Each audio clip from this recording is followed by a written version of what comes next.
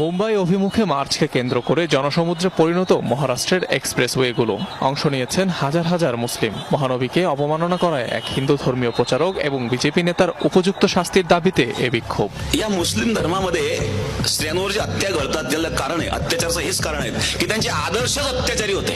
ঘটনা শুরু হয় চলতি মাসের প্রথম দিকে। মহারাষ্ট্রের এক ধর্মীয় সভায় মহানবী এবং ইসলাম ধর্ম নিয়ে কটূক্তি করেন বিতর্কিত ধর্মীয় প্রচারক রামগিরি মহারাজ, যাতে সমর্থন দেন রাজ্যেরই বিজেপি বিধায়ক নীতেশ রানা। শুধু তাই নয়, মসজিদে ঢুকে মুসলিমদের উপর হামলা চালানোর হুমকিও দেন কট্টর হিন্দুত্ববাদী এই নেতা। हमारे रामगिरी महाराज के खिलाफ अगर कुछ भी मस्ती तुम लोगों ने किसने भी की तो तुम्हारे मस्जिदों के अंदर आके चुन चुन के मारेंगे, इतना ध्यान में रखो।